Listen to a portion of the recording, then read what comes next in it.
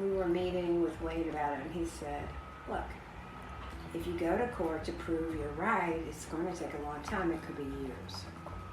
But there's an election coming up, and all we have to do is redo the petition and go right back out to the polls this time and do it poll by poll.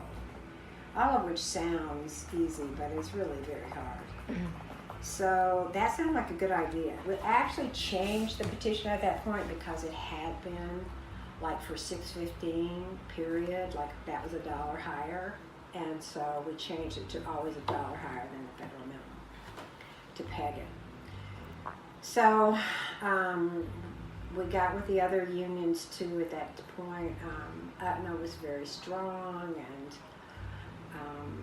the ILA was supporting us. So we asked them to get people to help get signatures on election day. But we also orchestrated, like, I can't remember how many, I had this forever, maybe 100 different I don't remember how many precincts we did, but we had 100 people out at precincts, many of them were local 100.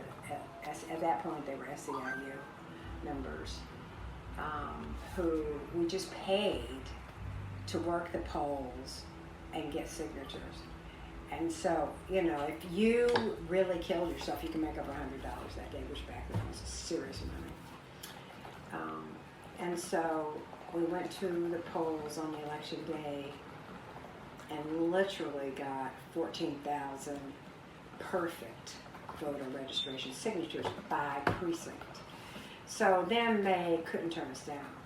So then it was up to the city council.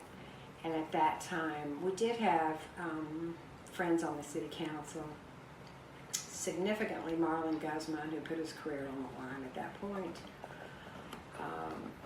Anybody who was on our side put their career. Oliver Thomas, you know, who talked to us at length about, you know, the trouble. He was always good with a comeback to the business people who would take him to task, because he actually represented the CBD in District B. So we got them, and I don't remember if Morrell, I can't remember who the other votes were we got, but those were the two we had to get that move the rest of the council. So we were able to get on the ballot by the city council, because that's a bottleneck you have to get through to actually get put on the ballot. And we had been to court, and finally ended up at civil district court on an appeal, and we were appealing, and Judge Moon Landrew, this was his very last day on the court, so he ruled that we got to be on the ballot. They could decide after the election was over if it was illegal, and so we got to be on the ballot.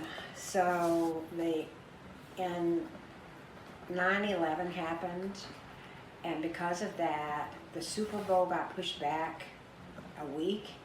So the elections at that point were on Mardi Gras Saturday with the Super Bowl in New Orleans. And so people were working like 2 and 3 shifts who were our constituency, our base for the campaign.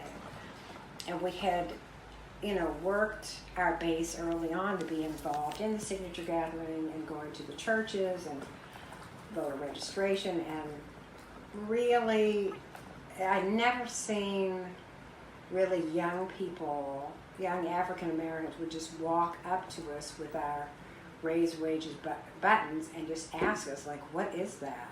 You know? It was so exciting. It was just electrifying in the community. So building the base was our first thing that we did in the campaign, and we went to churches where we had never been. We went to churches where we thought we'd get kicked out, where we thought they'd be rude.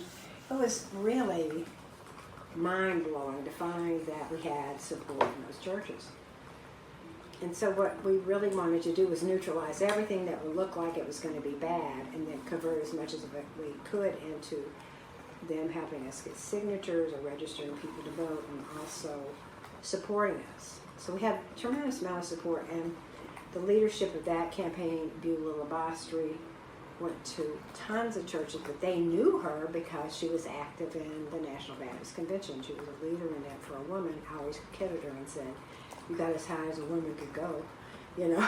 And so she had so much respect from all of them, and so we were able to get in the door of a lot of the churches that really didn't get involved too much in straight up fights. Meanwhile, you know, the business community had free reign at the TV stations, on the news. We just turned on the news.